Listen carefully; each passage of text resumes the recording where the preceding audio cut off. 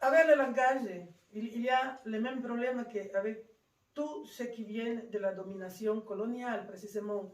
Si la domination coloniale a été un processus, a été et demeure un processus de domination mentale, de domination du cerveau, hein, un processus dans lequel toute la production littéraire,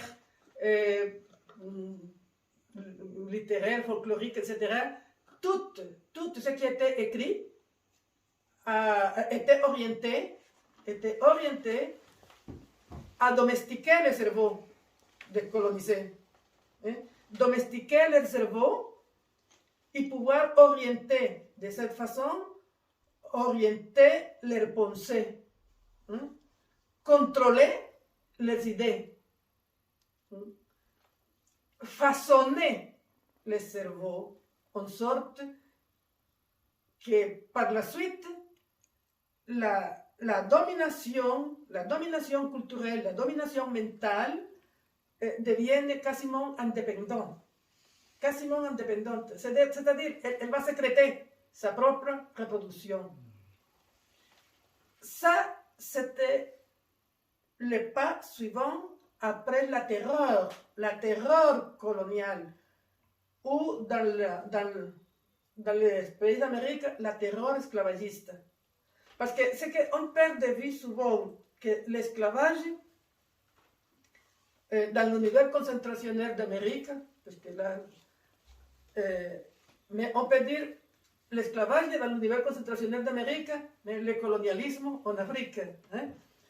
Dans un premier temps, c'était la terreur. Hein? C'est par la terreur qu'on a asservi et qu'on a réussi à soumettre des peuples entiers. D'ailleurs, j'aimerais parler dans quelques minutes, si on a le temps, j'aimerais parler un petit peu de cet ouvrage, un ouvrage que j'ai lu récemment et dont j'ai parlé à Cassia Semien à plusieurs reprises. Parce que précisément la possibilité d'asservir, de dominer une population, ça a été la terreur. Oui. La terreur parce qu'il y avait une asymétrie dans la violence, dans les outils de violence.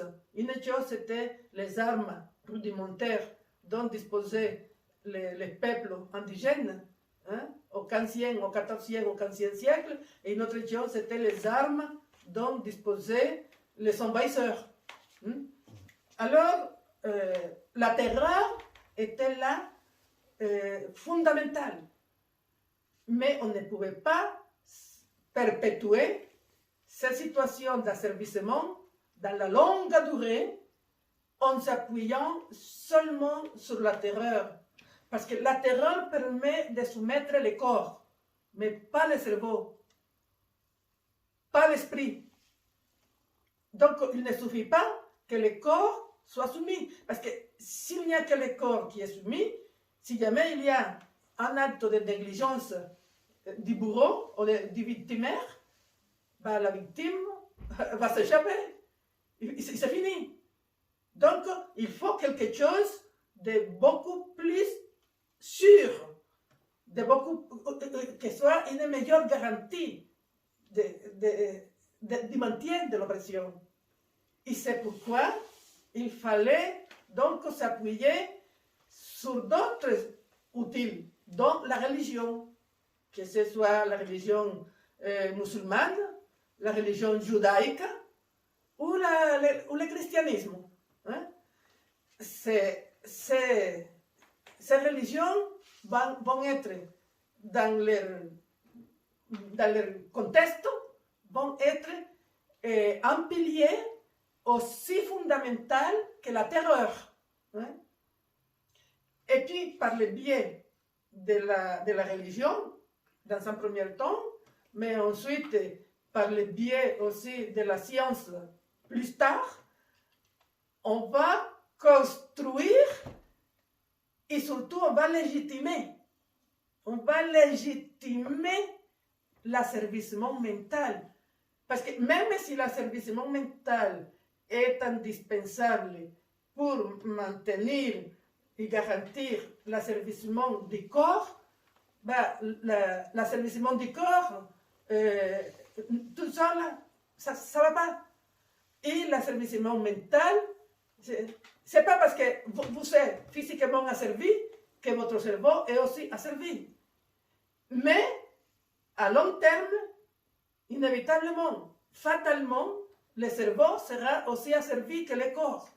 Et à ce moment-là, je dis, c'est la victoire la plus globale et la plus aplastante, la plus écrasante.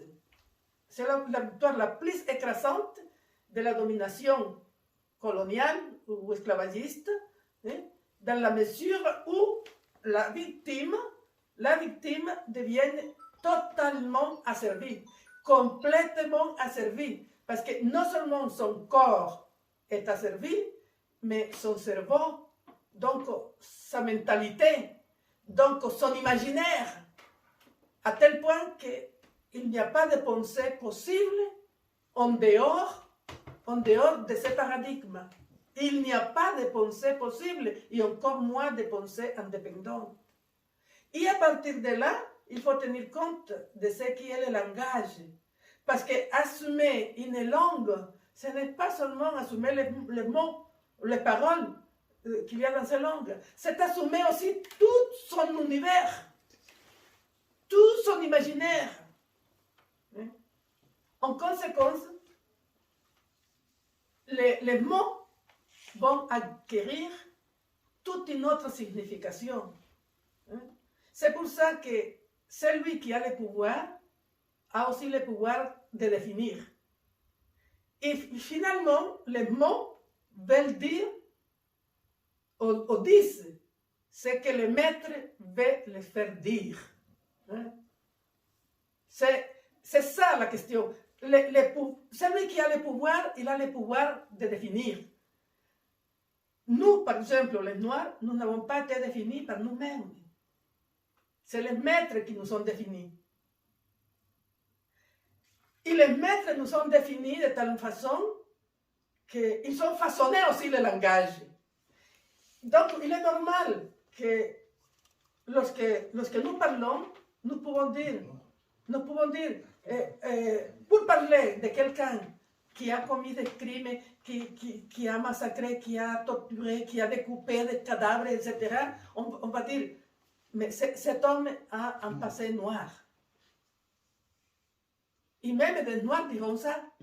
Il avait déjà un passé noir. Et tout le monde va comprendre que ce qu'il veut dire par passé noir. Par passé noir, il ne veut pas dire que cet homme avait été généreux, cet homme avait été autrefois quelqu'un qui avait beaucoup travaillé pour la paix. Non, non. Parce que si cela était le cas, bah, il a eu un passé assez vertueux. Et la vertu n'est pas associée au noir, elle est associée au blanc. Il est associé au blanc parce que les maîtres du pouvoir ont défini la vertu, l'ont définie blanche, comme la beauté, qui a été définie blanche, et la laideur, qui a été définie noire. Donc, quand on veut dire, voilà, une chose, quand on dit les chaînes de l'esclavage, à quoi pense-t-on? On ne pense pas à un blanc, on ne pense pas à une femme blonde aux yeux bleus. Et pourtant, les Européens qui ont vendu ici en Europe au Moyen-Âge en tant qu'esclaves, ils étaient presque tous, parce que comme la plupart étaient des esclaves, ils étaient blondes aux yeux bleus. Mais ce n'est pas à celle-là qu'on pense quand on entend parler des chaînes de l'esclavage. On pense à quoi? À noir. C'est l'image visuelle du noir qui nous vient tout de suite à la mémoire. Ce qui montre à quel point les perceptions de la conscience sont historiquement déterminées. Sont historiquement déterminées. Et ces histoires ont été écrites dans des conditions et dans des circonstances que très souvent nous ignorons et pour lesquels nous ne nous intéressons pas beaucoup. Mais il va falloir apprendre à s'intéresser. Et pour cela, je voudrais conseiller la lecture d'un ouvrage qui malheureusement n'existe pas encore en français.